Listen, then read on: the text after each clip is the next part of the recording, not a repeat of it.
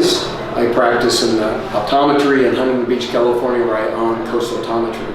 I specialize in contact lenses, therapeutic lenses, especially for those with keratoconus. I'm very pleased to be representing the National Keratoconus Foundation this evening. It's the largest and oldest advocacy group for keratoconus patients in the world. This weekend, one of the premier sporting events in Southern California is happening in the downtown streets of Long Beach, where the Indy cars will be traveling at over 180 miles an hour. There will be over 200,000 people watching this spectacle. One of the friends of National Keratoconus Foundation is here with us tonight. The 24-year-old Gabby Chaves was born in Bogota, Colombia, where he started racing at a very young age. At 13, he started winning. He then went into the European circuit at age 17 and performed very well, and then moved into IndyCar racing in North America, where he's only 19.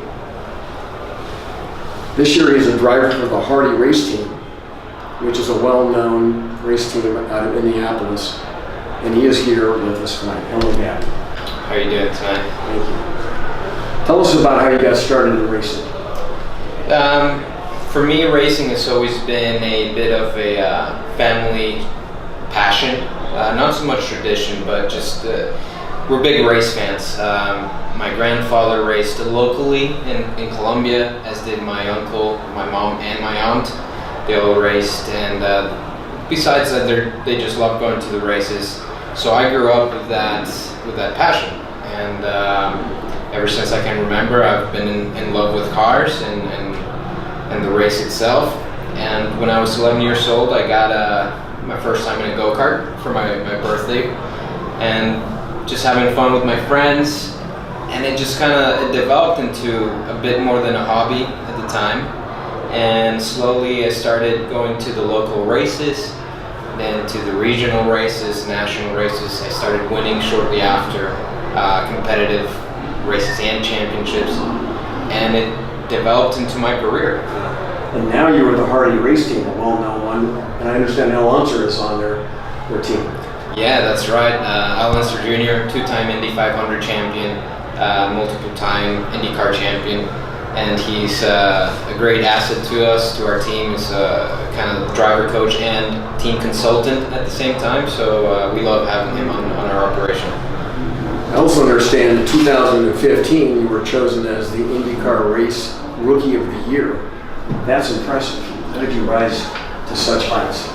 Yeah, that's right. So in a year prior to that, 2014, I was the Indy Lights champion. Indy Lights is comparable to, say, college level sports, right before the players are chosen by the professional teams and hired by them. So being the champion for that series, I was hired to drive in the IndyCar series at the professional level, and at that year I was the Rookie of the Year in the series. Wow. I also know that the race car season starts in March and goes all the way to September. What are your goals for the 2018 season? So Harding Racing is a brand new team. This is our first year competing in the series full time. So we have our ambitions and our long-term goals of winning the Indy 500, challenging for race wins, winning the championship. I think it's safe to say that we'd like to kind of take it step by step, and we're hoping for a top 10 finish in the championship, along with hopefully some podiums and maybe a race win or two throughout our first year together. So on Sunday, you'll be racing the Long Beach Grand Prix, where you'll be going over 100 miles an hour downtown Long Beach. Over 180. 180 miles an hour? Yeah. What is your pre-race schedule? So we've got, throughout the weekend, we have we have some different activities. A lot of media events where we sign autographs for the fans, and obviously a lot of other just media events that we have with the press. And we have practice sessions on the track. And on race day, it's pretty much all business. You just, you wake up early and you have a couple meetings with your race engineers and your mechanics and your crew. You go through your pre-race strategy meeting, where we kind of go through the different scenarios that we may encounter in a race situation, and we try to be best prepared as we can for the race. So after the season ends, what do you do in the off season? I try. So I mean, although the season ends, the work never ends. So usually I do try to take some time off, maybe a couple weeks or so, and just trying to disconnect myself a little bit from the sporting side. You do a little mountain biking. Yes, I love mountain biking. I love sports. I'm pretty active. I love running. I used to do triathlons quite a lot, so biking was part of that, obviously. And then I kind of started getting into mountain biking because it was just a bit more entertaining for me. Being a race car driver, reacting and racing and making decisions while you're in an activity comes really natural to me. So mountain bike was a natural hobby and activity for me to enjoy. Now let's talk a little bit about keratoconus. Traveling 150 miles plus up to 180 miles an hour in a car is extraordinary, especially with your keratoconus. How were you first diagnosed? And tell us a little bit about your travels with keratoconus. Well, my experience with the whole disease and how everything progressed was when I was about 18 years old, in my senior year of high school. I was noticing that I was struggling to read, but sometimes the board or the overheads, and I just thought I just needed some reading glasses, so I got that. And my prescription got stronger over the course of each year. And when I was about 21 to about 23 years old, my vision decreased at such a rapid pace that I thought the only solution I had was maybe to get LASIK or something. And I went in for a LASIK consultation, and they told me that I could not qualify for the procedure. And they said, hey, guess what? You may have keratoconus. I said, what? I don't even know what that meant, right? So I did some research. I tried to take immediate action. And 2 weeks after that, I got a corneal cross-linking procedure to try and kind of stop the progression.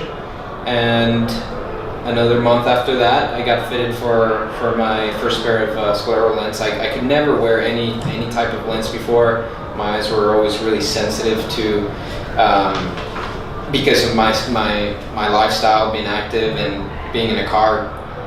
We go 185 miles an hour through downtown streets, and then we also go 240 miles an hour at the Indianapolis Motor Speedway. So at that speed you have wind, noise, vibrations, and my eyes would be so sensitive to any movement that it was really important for me to have the best consistent vision as possible. And I got fitted for my first pair of scleral lens shortly after my cross-linking procedure. And what did you find were the benefits of the scleral contact lenses? Well, I don't have anything to compare, but really is with normal reading glasses or with normal soft lenses. Although I could achieve a perfect 20/20 on my left eye, no matter what prescription I had, my right eye could never achieve better than 20/25, 20/30 in most cases. And for my profession, they require each individual eye achieve at least a 20/25 to have your racing license. Mm-hmm. So when I went in, I believe it was 2016, to apply for my license, and you go through all the medical and all the exams, all the physical exams, they told me that I was right on the verge of not being able to have my license. So after I got fitted with my sclerals, the biggest thing that I noticed was just how sharp my vision was and how comfortable the lenses were. It's almost like I didn't feel them at all, and I was always very sensitive to anything in my eyes. So immediately I knew that was the right choice for me, and because it feels like they suction to my eye a little bit. I don't have the issue of any vibrations or any inconsistencies. Lens doesn't fall out. Exactly, any inconsistencies in my eyesight, which obviously is very important for what I do. No family history of keratoconus? No, none that I know of. Yeah. How was it emotionally when you were first diagnosed? I mean, I tried. I tried not to think about it too much. I knew that this is something that there isn't really a proper cure for yet. So I just tried to do what I could, which was take immediate action on it. Get the corneal cross-linking procedure, and seek out what other alternatives I had to improve my eyesight, so I could keep doing what I love doing. Your story is really inspirational. Having a situation with your vision, especially in a sport that's so demanding, do you have anything to say to the folks out there struggling with keratoconus that you'd like to say? Yeah, absolutely. I mean, for me, really,